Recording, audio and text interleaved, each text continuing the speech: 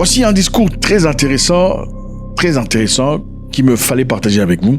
Je pense qu'il sera essentiel de vous entendre parler à la fin de cette vidéo, ou peut-être même pendant que la vidéo se déroule. Faire une pause et écrire ce que vous pensez pour ne pas oublier. Suivons. Comment en sommes-nous arrivés là? Je me suis retrouvée à explorer l'héritage de l'esclavage, l'héritage de la colonisation. Et quand j'ai commencé à creuser encore plus loin et à me poser les questions évidentes qui sont juste sous nos yeux, mais qui, d'une manière ou d'une autre, ne sont pas abordées. Comment diable pouvez-vous raisonnablement vous attendre à ce que des pays africains individuels, qui sont de tout petits pays, mènent ce combat important et crucial sur la scène mondiale, alors que nous sommes de tout petits pays et que nous avons des ressources limitées pour faire face à de tels défis internationaux? Et pourquoi sommes-nous ces tout petits pays que nous sommes? Avec ma propre compréhension personnelle de mon histoire, je sais, venant d'Afrique australe, que je viens de royaumes très puissants. C'était avant la Rhodésie.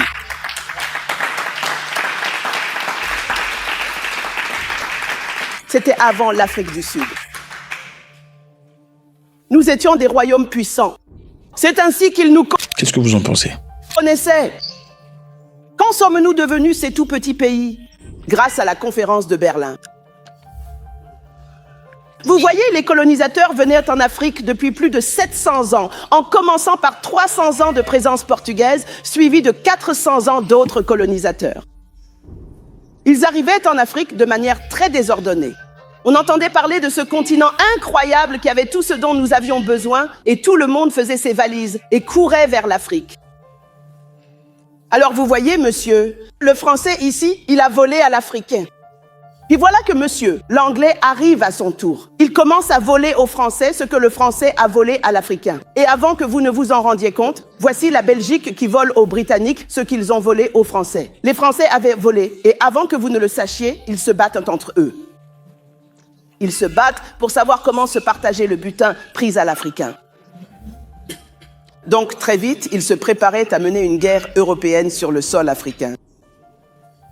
Le chancelier d'Allemagne de l'époque, Bismarck, réalisant qu'il s'apprêtait à déclencher une guerre européenne sur le sol africain, a appelé son complice, qui à ce moment-là semait le chaos au Congo, le roi Léopold.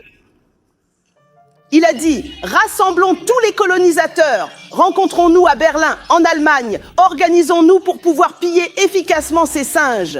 C'est ainsi qu'en 1884, de novembre à février 1885, les colonisateurs se sont réunis à Berlin. Pas pour l'observer. Avec cela, l'Afrique a prospéré. Ils se sont réunis à Berlin pour s'organiser afin de pouvoir piller efficacement l'Africain.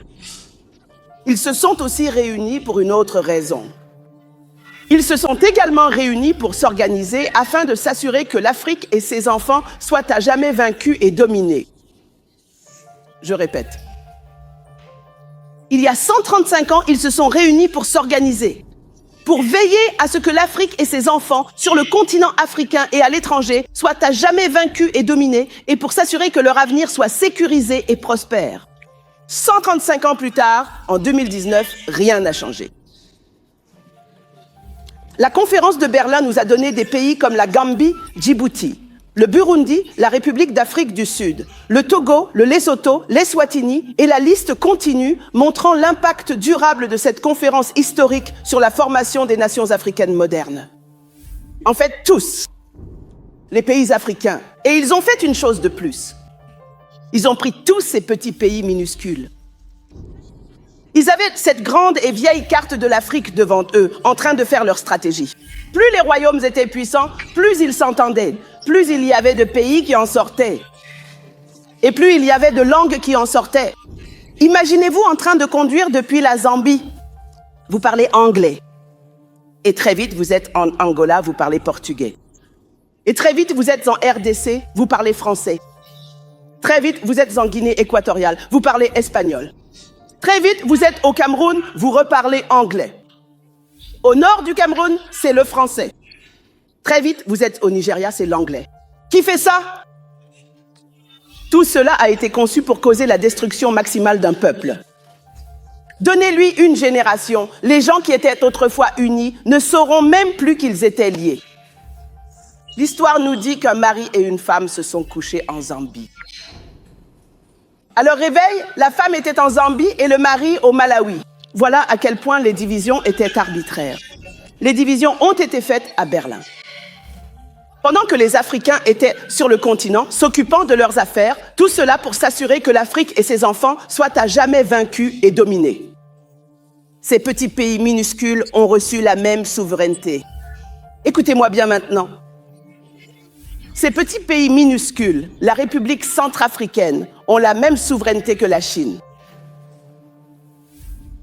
Le Gabon, avec 1,5 million d'habitants, a la même souveraineté que la Chine, que l'Inde, que l'Union européenne. Même les Européens se rendent compte qu'en tant que France, Grande-Bretagne ou Allemagne, ils ne sont pas assez puissants. Alors ils se sont réunis et sont devenus l'Union européenne. Mais les petits pays africains, vous, restez comme vous êtes. Et je dis souvent, si ce monde était un match de boxe, même en boxe, les boxeurs comprennent cela. Les poids lourds avec les poids lourds, les poids moyens avec les poids moyens, les poids légers avec les poids légers. Et les aspirants. Comme mes fils ici, ils doivent aller là-bas, on ne prend pas un boxeur débutant et on le jette contre un boxeur poids lourd. C'est comme prendre mon pauvre mari et le jeter sur le ring face à Muhammad Ali.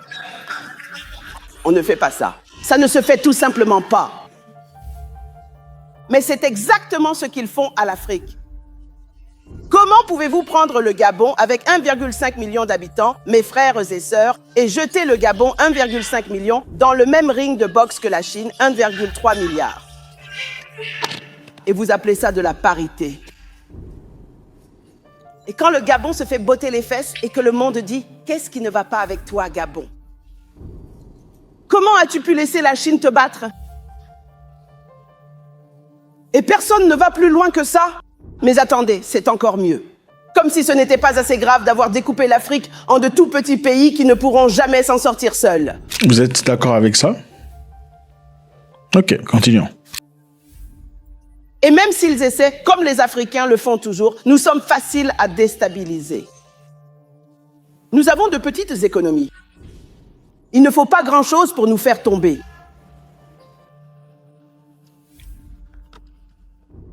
Mes frères et sœurs, si l'un d'entre vous se réveillait un matin et devenait président de l'un de ces pays, et que votre chef de cabinet entre le premier jour et commence à vous lire les choses à faire et à ne pas faire, telles que stipulées par le pacte pour la continuation de la colonisation, quel pouvoir avez-vous?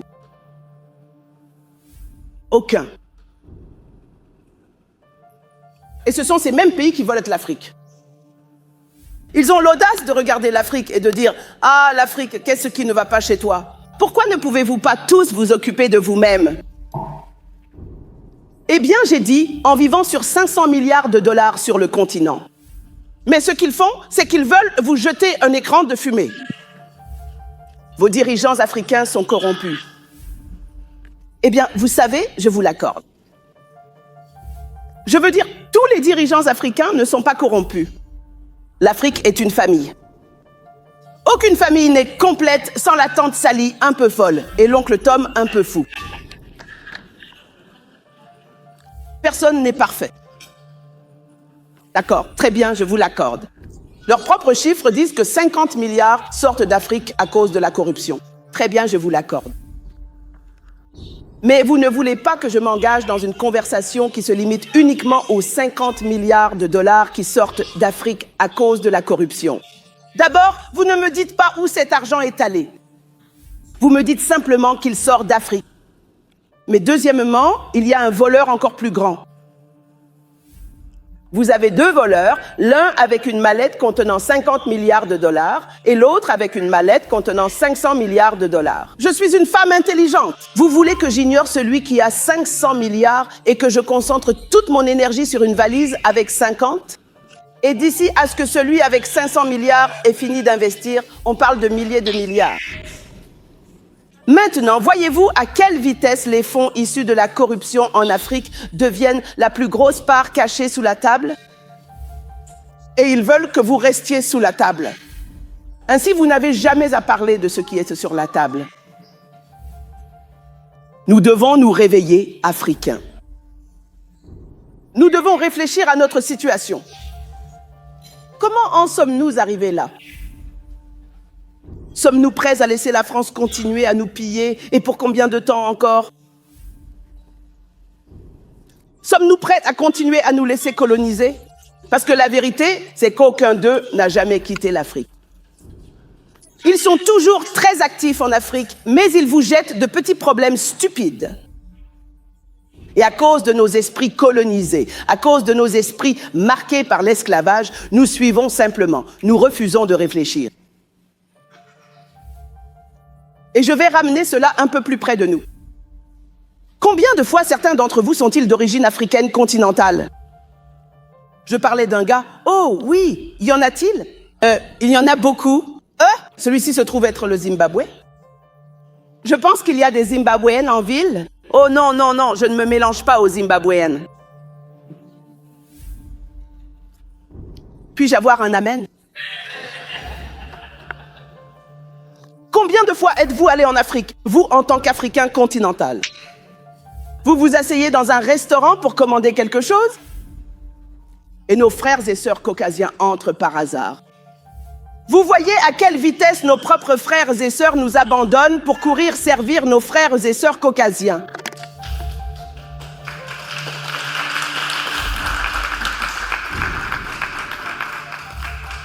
Donc oui, nous avons des problèmes avec la France. Oui, nous avons des problèmes avec les anciens colonisateurs. Mais oui aussi, nous avons des problèmes dans nos mentalités.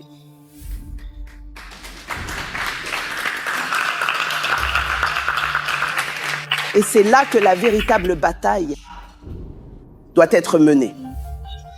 Et tant que nous ne nous réveillerons pas pour avoir une conversation sérieuse avec l'image dans le miroir, rien, zéro, nada ne changera en Afrique et rien ne changera nos circonstances.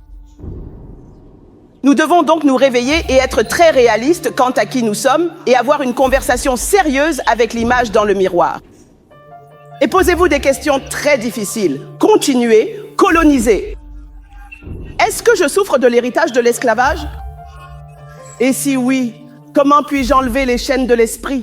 Et c'est à vous d'y faire face individuellement. Personne ne peut mener ce combat à votre place. Aucun niveau d'éducation ne peut vous aider à ce sujet. La question est, en avez-vous assez d'être fatigué,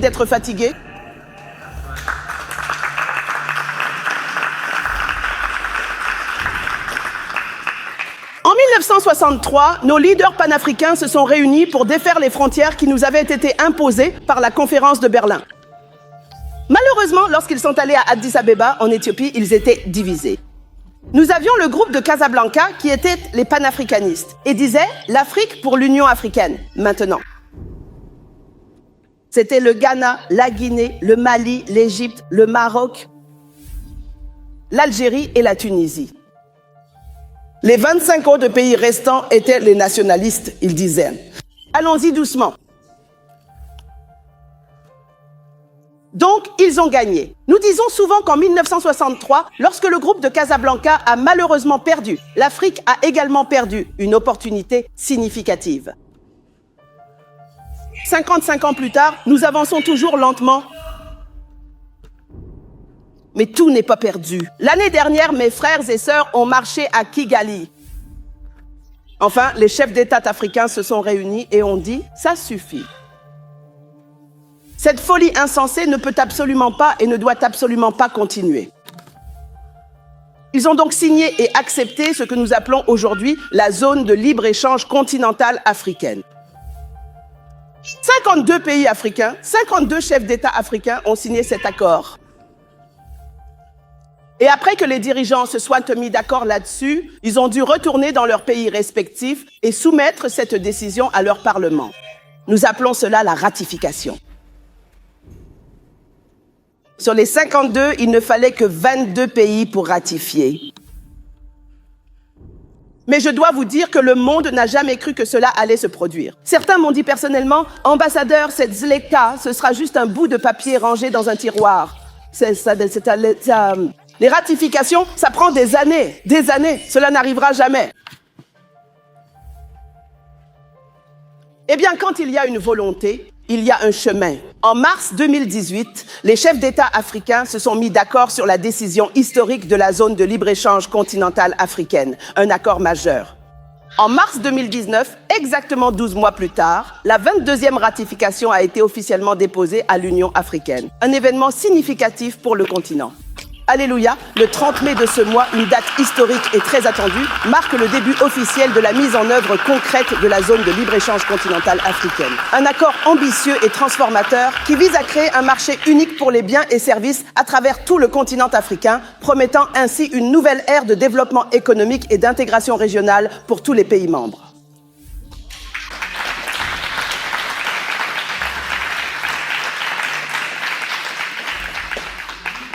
Donc l'année dernière a été une année incroyable et il faut rendre à César ce qui appartient à César.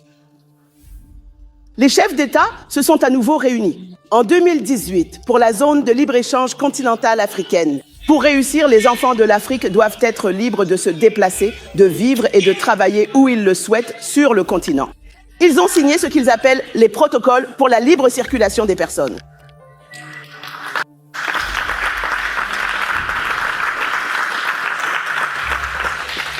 Et même si nous sommes en train de passer par le processus de ratification de nombreux pays, plus de 40 pays en Afrique, maintenant, les chefs d'État assouplissent leur position. Donc, alors que je me tiens ici, je veux que vous sachiez tous que ce que vous avez entendu sur l'Afrique, enlevez ces lunettes qui sont les plus jeunes. Enlevez ces lunettes qui sont anciennes. Cherchons les lunettes qui vous permettent de regarder votre Afrique avec une vision 2020. C'est un nouveau jour en Afrique. Waouh! Qu'est-ce que vous en pensez? Continuons. Et je ne mâche pas mes mots. La réalité, c'est que le reste du monde pourrait disparaître. Si nous pouvions juste rester avec les États-Unis d'Amérique et l'Afrique, tout irait bien pour nous. Parce que tout ce dont les États-Unis ont besoin se trouve en Afrique. Et tout ce dont l'Afrique a besoin se trouve aux États-Unis. Alors, je suis une femme en mission. Aux États-Unis, que les États-Unis le veuillent ou non, les États-Unis seront inévitablement le meilleur ami et un partenaire essentiel de l'Afrique. Que cela nous plaise ou non, l'Afrique et les États-Unis sont inextricablement liés, formant une union durable et significative. C'est une relation qui doit prospérer. C'est une relation qui aura non seulement beaucoup d'enfants, mais beaucoup de beaux enfants. Et pour que cela se produise, nous devons nous comprendre mutuellement. Les malentendus d'autrefois doivent disparaître. Nous devons réaliser que nos frères et sœurs caucasiens viennent automatiquement à la table des négociations sur leurs grands chevaux se sentant supérieurs. Cela doit changer. Et nous aussi, en tant que Noirs, nous arrivons à la table des négociations en nous sentant inférieurs, déjà abattus. Cela aussi doit changer.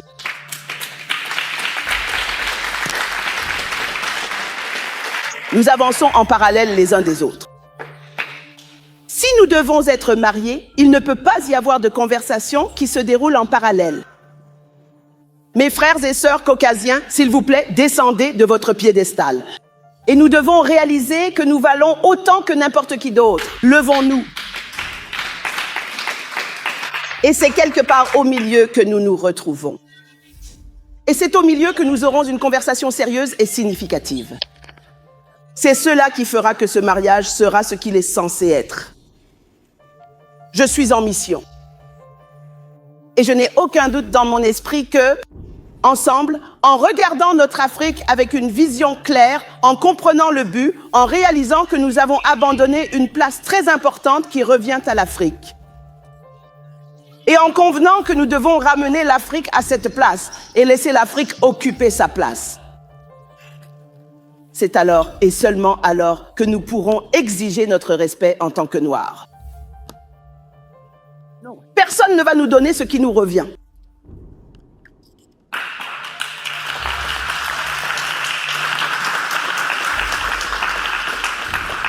Et permettez-moi de m'adresser à vous, les hommes, car vous, en tant qu'hommes noirs, vous nous avez déçus en tant qu'épouses, vous nous avez déçus en tant que fils et filles. Qu'avez-vous fait pour arranger cela? Rien? Qu'avez-vous fait, vous les hommes noirs, pour arranger cela? Rien, mais nous, les femmes noires, nous vous mettons au défi.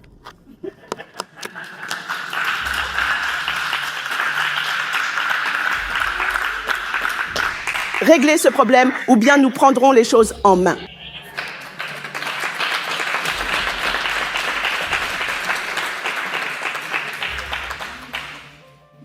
Permettez-moi de conclure en vous racontant l'histoire d'une femme appelée Nanaya Ashanti. Elle était la gardienne du tabouret d'or Ashanti. Le gouverneur britannique, dans les années 1900, après avoir vaincu le royaume, arrêté et exilé tous les rois et chefs à l'île Maurice, le roi Ashanti étant déjà emprisonné à l'île Maurice. Il s'en prenait maintenant au tabouret, car voyez-vous, il faut comprendre une chose. L'esprit des Ashanti réside dans ce tabouret, donc lorsque vous prenez ce tabouret d'or, vous prenez l'esprit des Ashanti. Ils allaient l'emmener en Angleterre. Alors les hommes Ashanti sont intervenus. Ils sont allés voir le gouverneur et ont dit « Eh bien, si nous vous donnons ce tabouret, pouvez-vous ramener le roi ?» C'était donc sur le point d'arriver. Ils s'apprêtaient à vendre l'âme du peuple Ashanti. Mais Nanaya Asantewa ne l'a pas accepté. Elle a dit aux hommes « Est-ce cela ?» La force des hommes Ashanti est-elle donc ordinaire? Est-ce que nous, les femmes Ashanti, sommes ici, debout sans défense? Elle dit, ce tabouret ne partira nulle part. Et si vous, les hommes, ne vous battez pas pour défendre ce tabouret, moi et mes compagnes prendrons les armes. Et nous nous battrons jusqu'à ce que la dernière d'entre nous tombe. Alors, elle a fait honte aux hommes qui ont ensuite pris les armes, ont vaillamment combattu les Britanniques et ont finalement sauvé le précieux tabouret d'or. Allez les filles, sauvons le tabouret d'or. Encore une fois, faites-moi savoir ce que vous en pensez. Je pense que c'est très intéressant comme discussion. God bless.